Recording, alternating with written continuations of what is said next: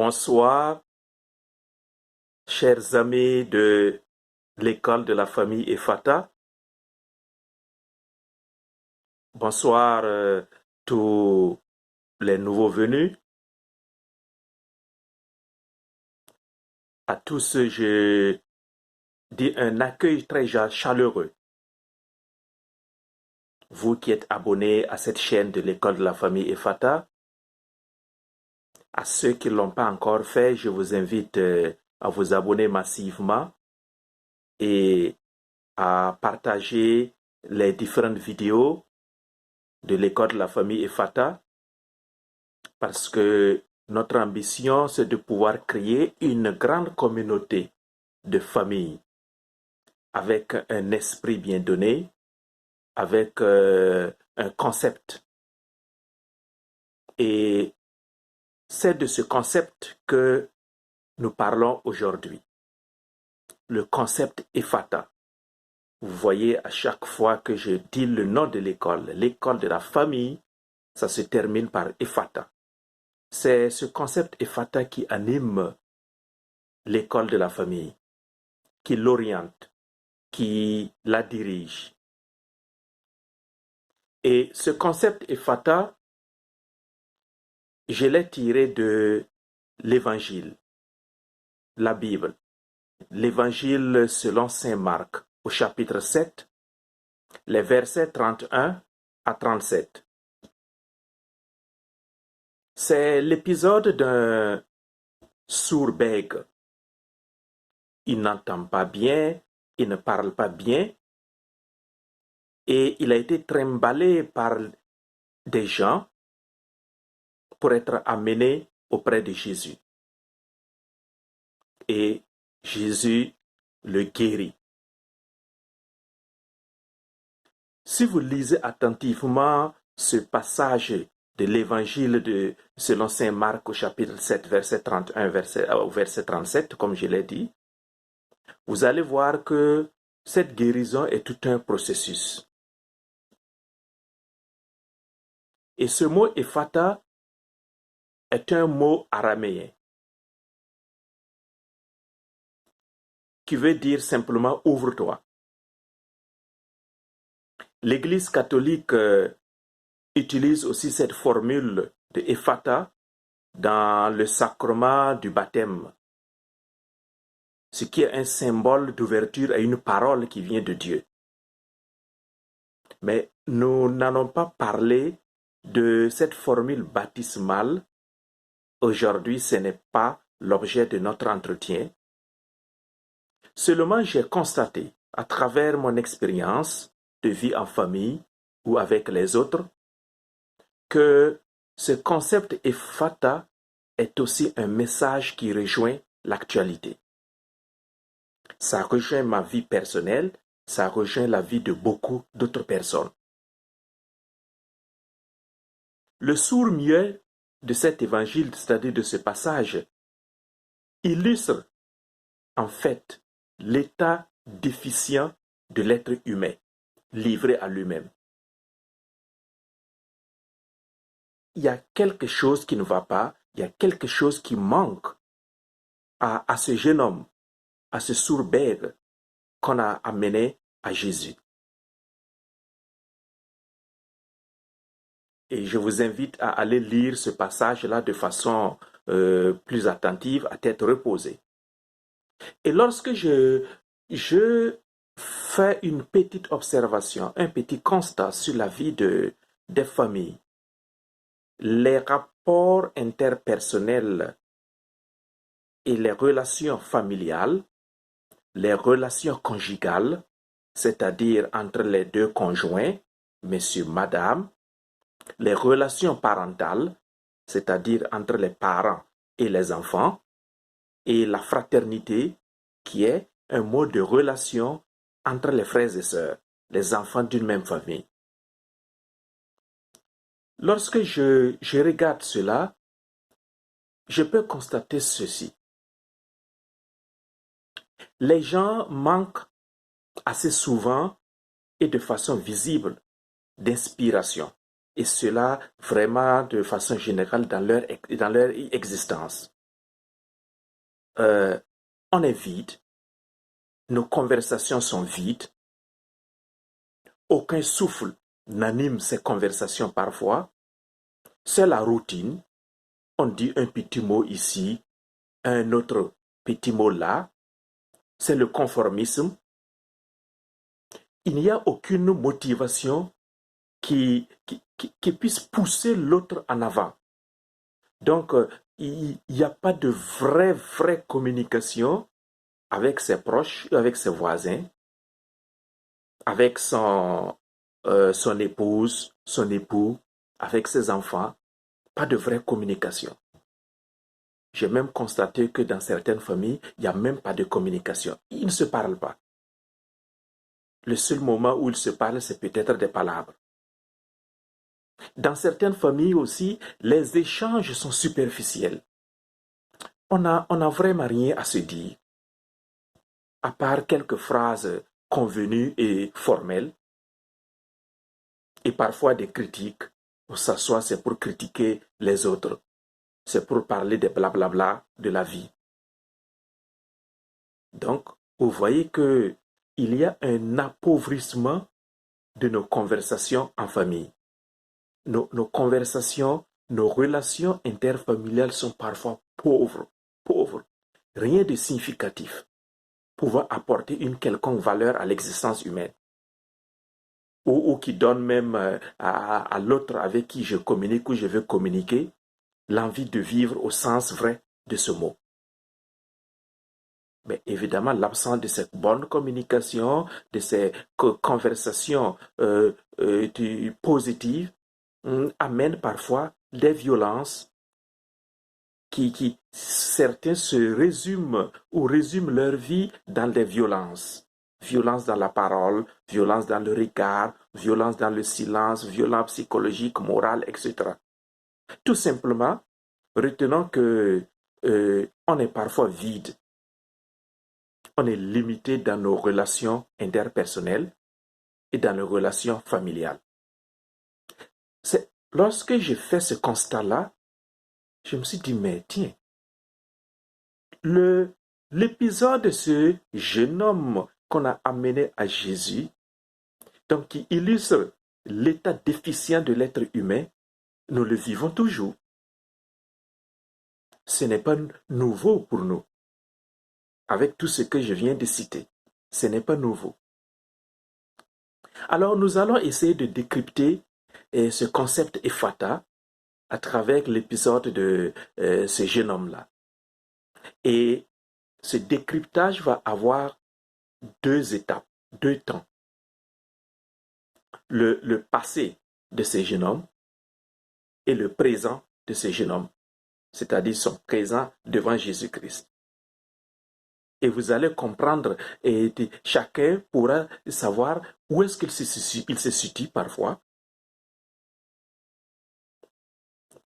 avec quoi il entre dans les relations interpersonnelles et familiales, quel est le bagage que nous apportons dans nos relations. La qualité ou le type de ce bagage détermine aussi la qualité ou le type de relation que nous entretenons avec les autres. D'abord, le passé de ce jeune homme, c'est-à-dire le temps avant qu'il ne vienne à Jésus-Christ. C'est quoi? Ce jeune homme était fermé à lui-même, fermé aux autres, fermé à Dieu. En effet, il ne pouvait pas utiliser ses capacités de parler et ses capacités d'entendre. Donc, pour communiquer avec les autres, il était vraiment très limité et c'est par des signes. Et cela n'est pas du tout agréable. Il y a de la peine quand même quand on ne peut pas faire l'usage de sa parole et de ses oreilles et de l'audition. Il y a de la peine et de la souffrance. Donc, son état à cette étape-là, c'est l'état d'handicap. Handicap. Vous allez me dire que nous ne sommes pas, peut-être nous ne sommes pas sourds physiquement, nous ne sommes pas bêtes physiquement, Mais nous sommes plus ou moins sourds ou bêtes au sens où nous sommes toujours fermés aux autres ou fermés à Dieu. C'est cette étape-là, de l'état d'être fermé, de vivre sur ces handicaps. Et nous allons voir plus loin et quels sont ces types d'handicaps. Alors, ce jeune homme, avant de rencontrer Jésus, il vivait sur le mode problème. Problème, difficulté. Il voit le verre à moitié vide. Il regarde les manques, les faiblesses, ses blessures dans sa vie et comment les autres l'ont blessé. Il regarde ses incapacités et ses incompétences, ses déceptions. Il veut par exemple communiquer avec les autres, mais ça ne marche pas. Vous voyez, certains d'entre nous, dans nos familles, vivent sur ce mode problème-là. Ils voient toujours le verre à moitié vide. Ils ne parlent que de problèmes. Ils ne parlent que de manque. Je manque de ceci. Et toi, madame, tu manques de cela. Toi, enfant, tu manques de cela. Tu es comme ci, comme ça. On ne fait que décrire les faiblesses et les blessures de tout un chacun. Et on prend l'habitude ou même le goût de regarder ses propres incapacités, ses propres déceptions, ses propres incompétences. Oui, je ne peux pas faire ça. Je ne mérite pas ça. Je ne peux pas avoir ceci. Je ne peux pas avoir cela. Alors, vous voyez, et vivre sur ce mode de fermeture, d'être fermé, ce mode problème, voyez-vous, on va dans les relations, on rentre dans les relations avec tout ce bagage-là. Et posez-vous la question, quelles peuvent être les conséquences, quelle peut être plutôt la qualité de ces relations interpersonnelles ou de ces relations familiales lorsqu'elles sont motivées, lorsqu'elles sont envahies par des mots comme manque, faiblesse, blessure, incapacité, incompétence, déception, problème, etc. Le constat que je fais, c'est que ce genre de relations basées sur ces problèmes-là, ce genre de relations sont sans perspective. On a toujours des difficultés à progresser. On a de la peine à trouver la joie et le bonheur que l'on recherche, puisqu'on continue de frustrer l'autre. C'est un bagage très lourd. Et vous voyez, ce jeune homme a vécu comme ça avant. Alors, toi qui m'écoutes en ce moment, et pose-toi la question, est-ce que tes relations interpersonnelles et tes relations familiales ne sont pas basées sur ce mode-là, ne sont pas motivées, ne sont pas emballées par ces manques. Donc, chacun pourrait voir le type de manque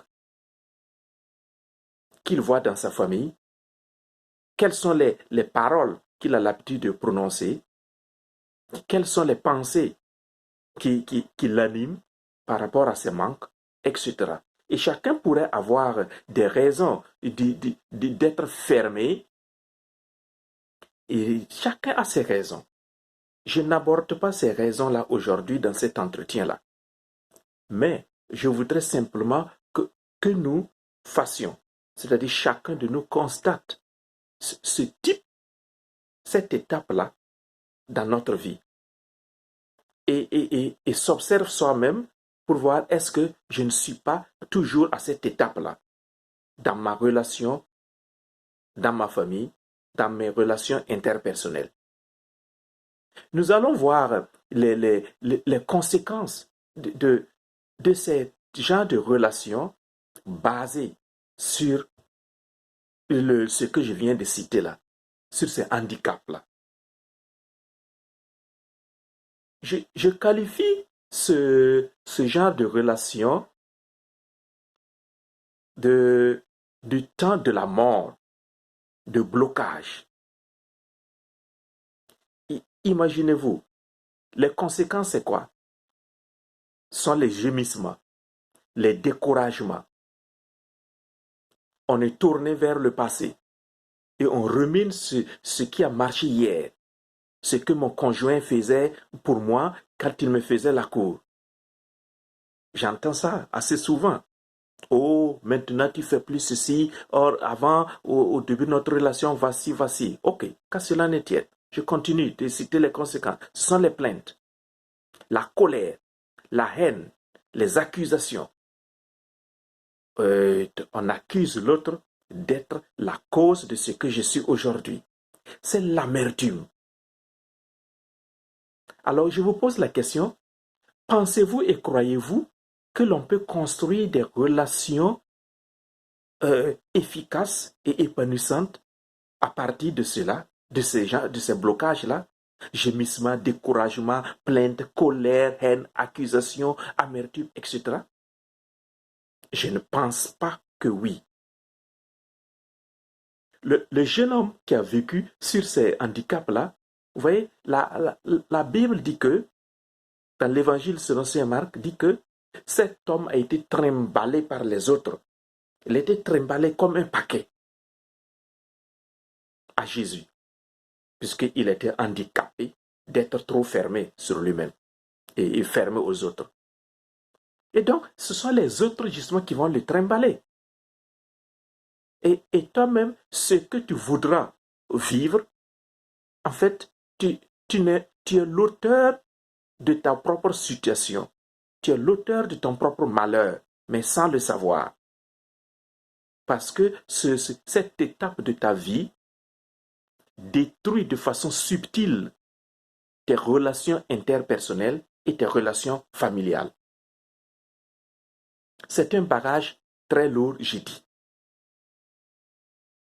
Alors, il y a quand même une possibilité d'améliorer ces relations et c'est là que je parle de la nécessité de changement de paradigme.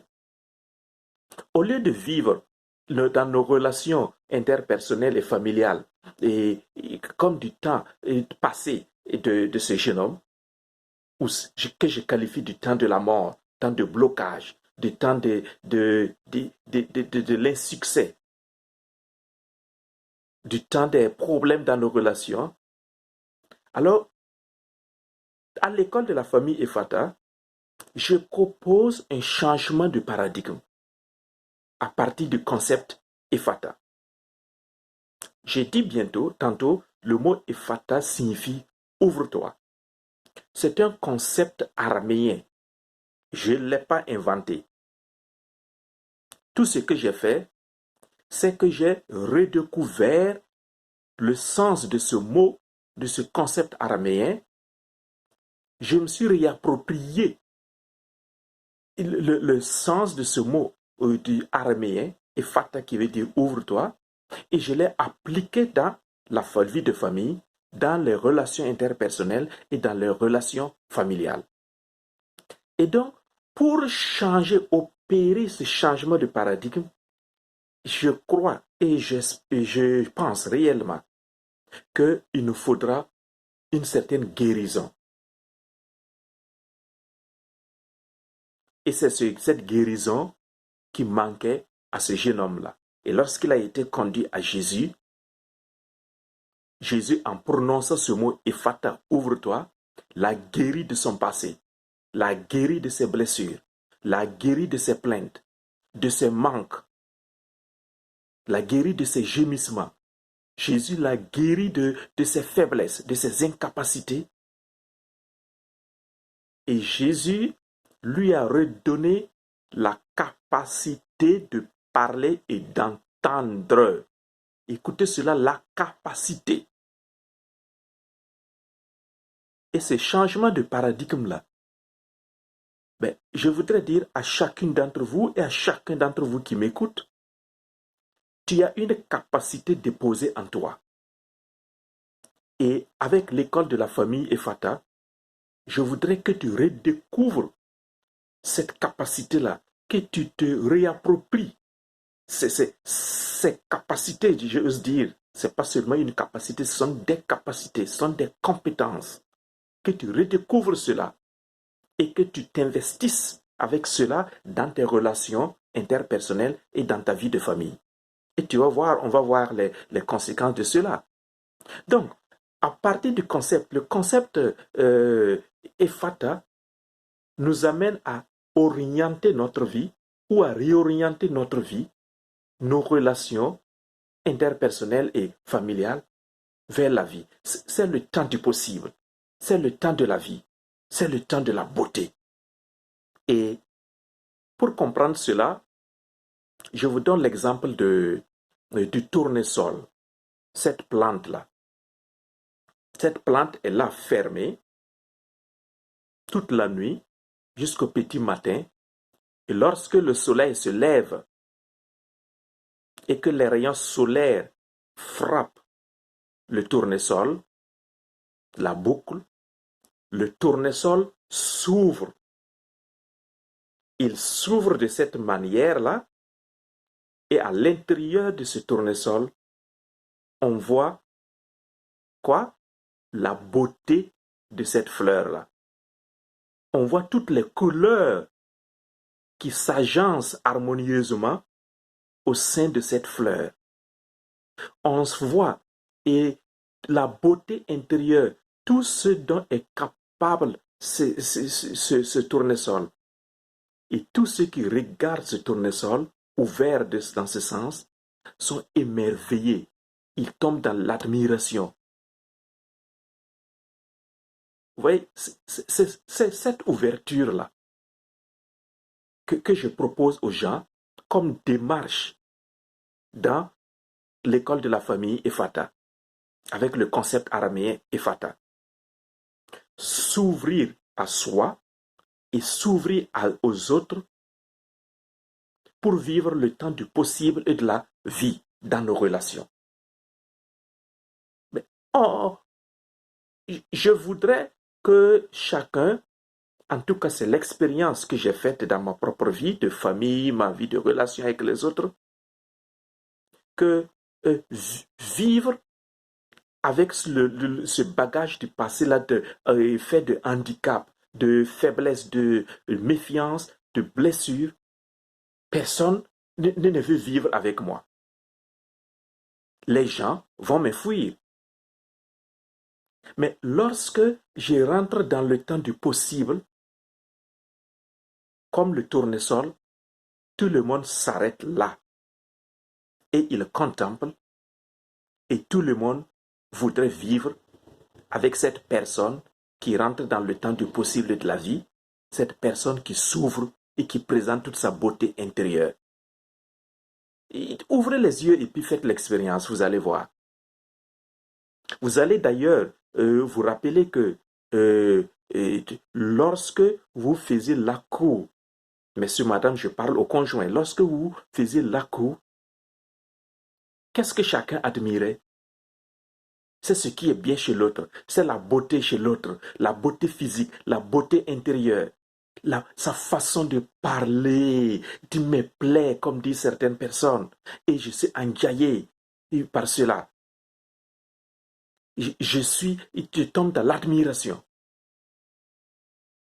Alors, vous voyez, vous avez fait cette expérience-là. Et vous vouliez à cette époque-là où vous faisiez la cour de retrouver l'autre parce que vous avez envie de contempler cette beauté-là. Alors, moi, je voudrais que dans les relations interpersonnelles et familiales aujourd'hui, que chacun continue à présenter son bon côté, à présenter sa beauté intérieure là.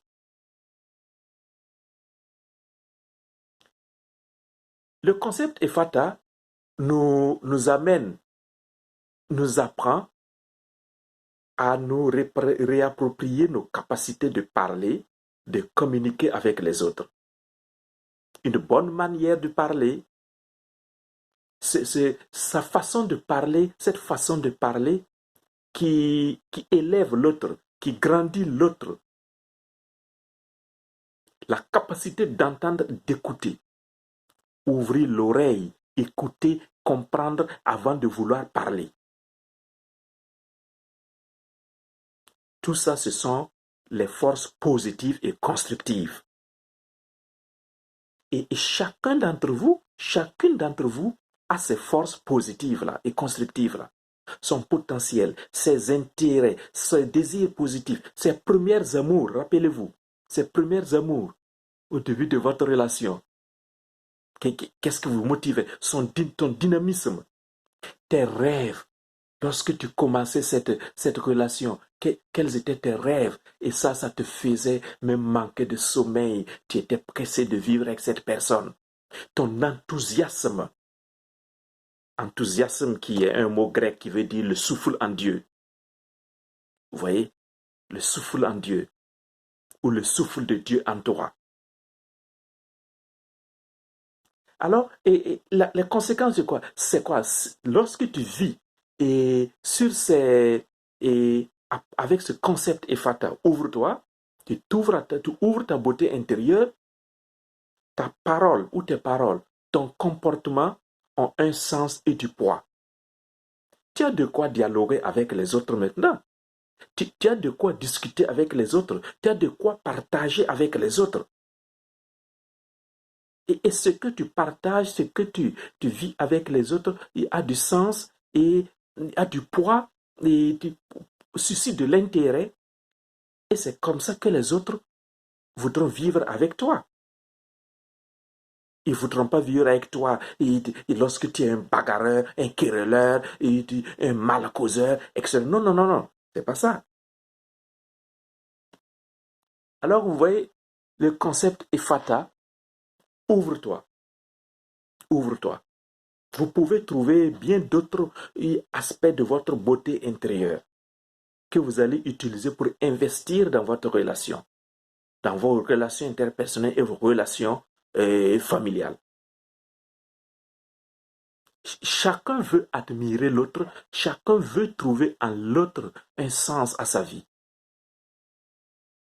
Alors, l'école de la famille est là pour vous accompagner. Et ma vision, c'est de susciter des familles Ephata. Ou plus précisément, susciter des individus qui acceptent de devenir Ephata ou Ephaciens. Voilà le concept Ephata. On devient Ephata ou bien on devient Ephacien, l'adjectif. En chacun réside une étincelle, une lumière. Et je reviens encore à la Bible que je connais.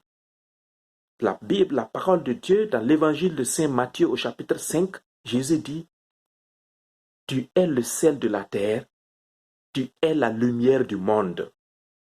Le sel et la lumière. C'est ta nature, c'est ton identité.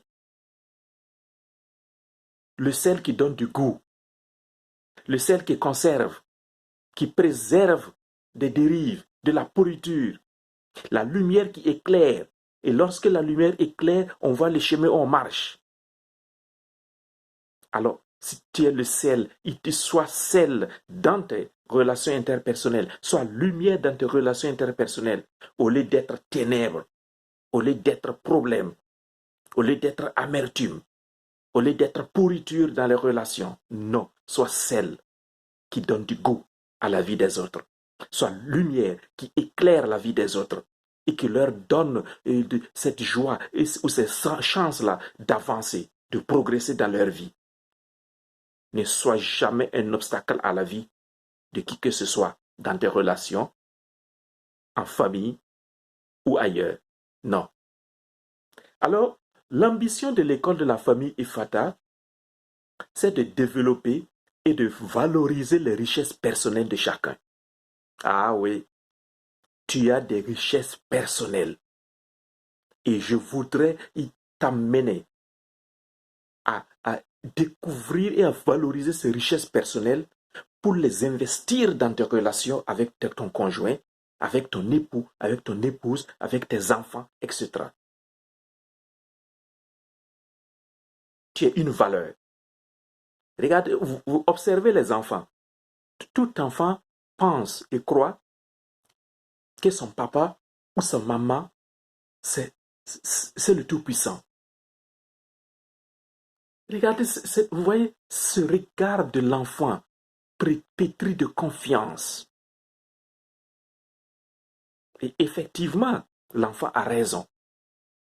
Papa, maman, tu as de la richesse personnelle. Tu es une valeur.